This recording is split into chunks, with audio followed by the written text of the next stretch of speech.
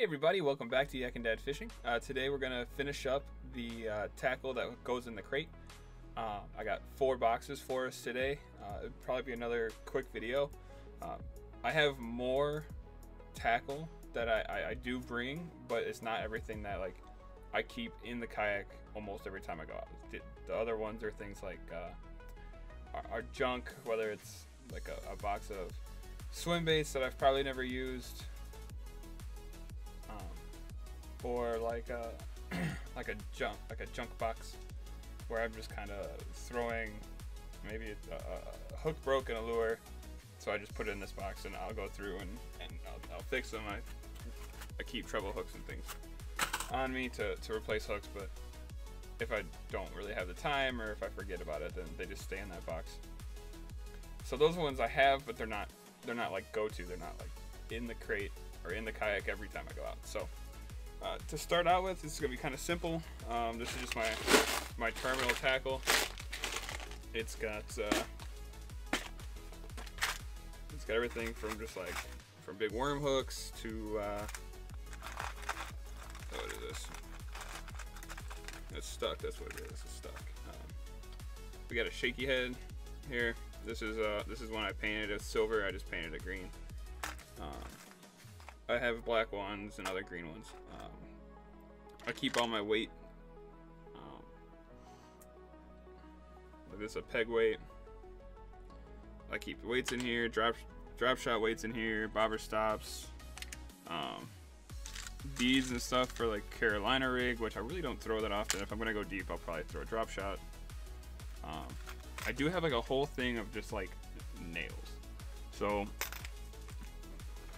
before I went and bought a bunch of these on Tackle Warehouse, I didn't have any, and the stores around me didn't have any. They were sold out, especially last year with everybody going out and buying fishing stuff and kayaks and everything just being sold out everywhere.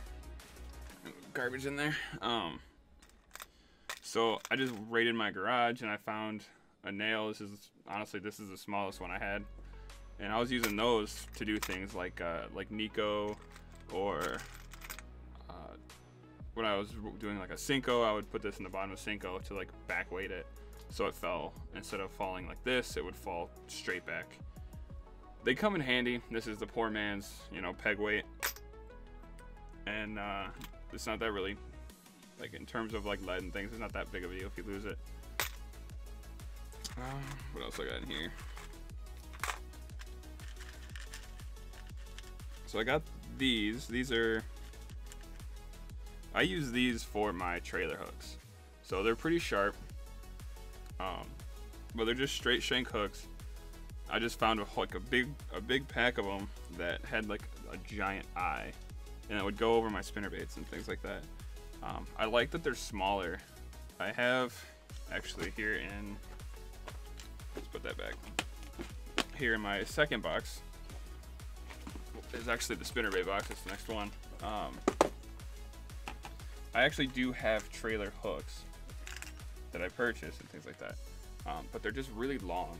And sometimes, I like to throw the spinnerbaits around a lot of laydowns, a lot of wood, if I can, or grass even. So if I throw the trailer hook on there, it goes back past the trailer of it, and I'm not really a big fan of that particularly. But we do something like here, I got that smaller one on here, and that smaller one just kind of sits in the skirt. You really don't see it much. In this particular case, I'm just using a twist tail for my trailer, and so it's a smaller trailer, but it's in terms of the skirt, the hook kind of just stays hidden. That way the fish dials in on the meat of the bait, and I still have the double hook up. I do make sure they're sharp. I'll switch them out often. There's just a cheaper version of a trailer hook, and I prefer, just like I said, I prefer the smaller profile. You're not going to hang up nearly as much on the rocks and things like that, just because it's sucked in closer to that bait. So yeah, here's the second box. is just a spinnerbait box. I have, like I just showed you, the bluegill spinnerbait. I'm a big fan of all the Strike King stuff, so I keep mostly all the Strike King. So here's the sexy chartreuse. Then I got sexy shad.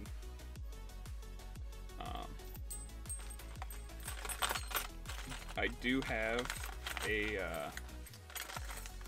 Z-Man spinnerbait. I don't remember the exact name, but I know this one's from Z-Man. Again, with that smaller hook on it. And what I actually do is this is a fluke for this trailer. It's just a soft plastic jerkbait. I cut it in half, and I put it on there because I like that it doesn't have like the most action. So I said this in one of my other videos with the chatterbaits. I'll take a fluke like this, I'll cut it. With the chatterbaits though, I'll actually cut the tail down and allow these to just kind of move a little bit more. With the spinnerbaits, a same kind of thing as the trailer hook. I like it to be kind of compact, not a whole lot of like play. I don't want them to like come out here and then like nip at like a tail, and it just keeps kind of that body of the bait just smaller. The fish can come and try and grab it here or here even, and I should still be able to grab both hooks and do it that way. But I do prefer the Strike King. More importantly, the Strike King, the 1/2 ounce. I just prefer the double willow leaf, and then I just keep these in the box with them. I'll just use them as a trailers for the spinnerbaits. That and a twisty tail here or there. I'll probably switch out all the twist tails and go with that's the mini fluke, or the mini fluke. That's the, what's that, the 3-inch, 4-inch fluke. It's just a smaller version. It doesn't have like the inside here. It's just solid. And then I have one of these Strike King Midnight Knocker heavy blade, black. I said it in the jig video. I don't fish black often. I do fish a lot of dirty water, but I still tend to stick with the bright color, the white, the chartreuse. Or if I'm fishing in cleaner water, clean to stained water, I will go with the more natural colors. But I do have that one in case it's just like chocolate milk and we really can't, the fish really can't see it. The next one here, this tends to just be a junk drawer for all soft plastics. So I keep 2 gallon, or 1 of each gallon Ziploc bags, and that's just what I keep all my soft plastics in. But once I use them, they get put in here. So it's that way. Let's say I'm fishing a drop shot and they're not biting on the drop shot anymore, or I find a fray and I gotta cut it off, and instead of just keeping all my stuff, or maybe I want to switch to something, I just take it off, I leave the hook in it, and then I just throw it back in here. So if it's like, oh, they're not biting this, I'm gonna go back to drop shot. Now I have it already like rigged up, the bait's already there, I just tie it on and we're good to go.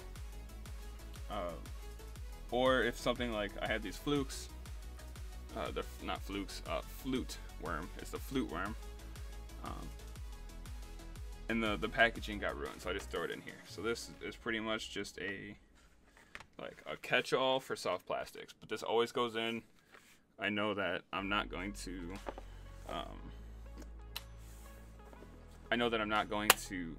Like clutter up my kayak with discarded baits. I don't have a junk drawer under my seat thing.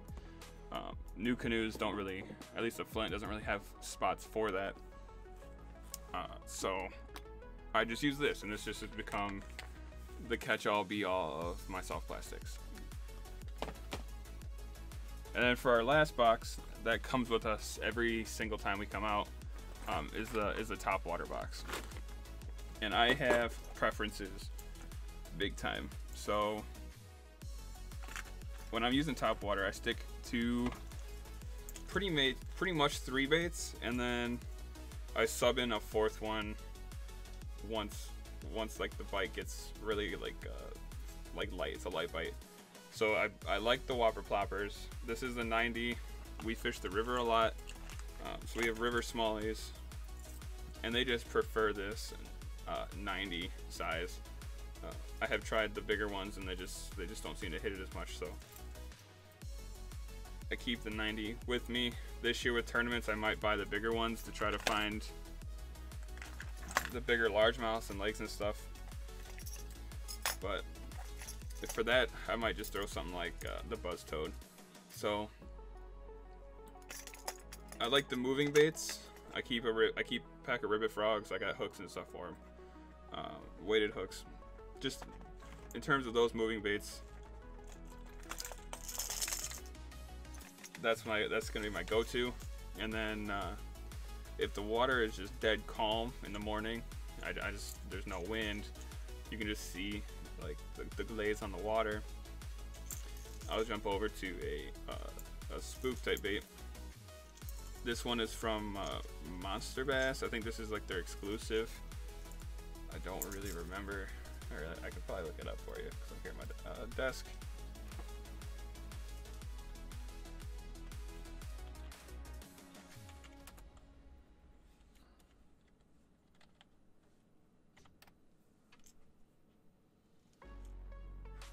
It's the Patriot. So this is the Monster Bass Patriot. I didn't choose the color, but I did catch quite a few smallmouth this year on the river with this one. It's got the single red hook and just the chartreuse kind of perch look, black back. I like this one a lot.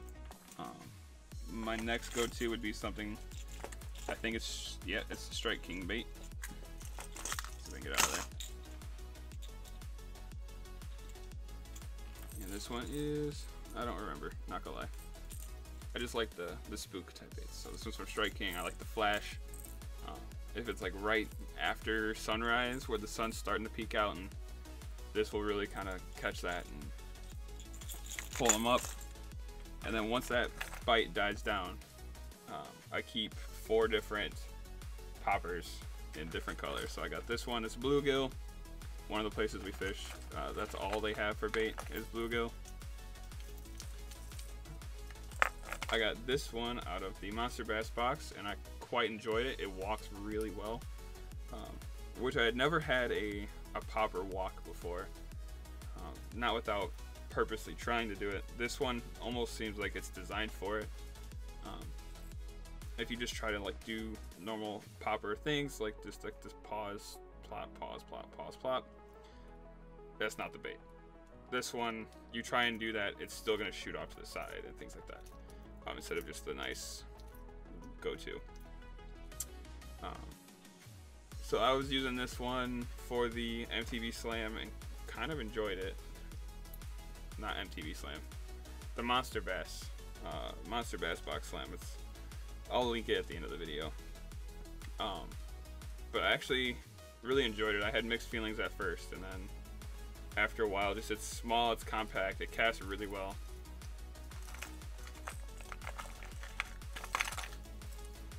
And then for the last 2, it's just more of like a gold color, and then I have a baby bass color. It's the same lure, just one's bigger than the other. And then yeah, that's it for the topwater. So those are the boxes that I keep in my crate at all times. They always go with me. I'll put this in the playlist with the other ones, so you can go back and check what the other 4 were. And then I will link the Monster Bass box kind of slam video, which didn't work. I'll tell you that now, but we did catch some nice fish during that video. So make sure to like, comment, subscribe, I'll see you guys next time.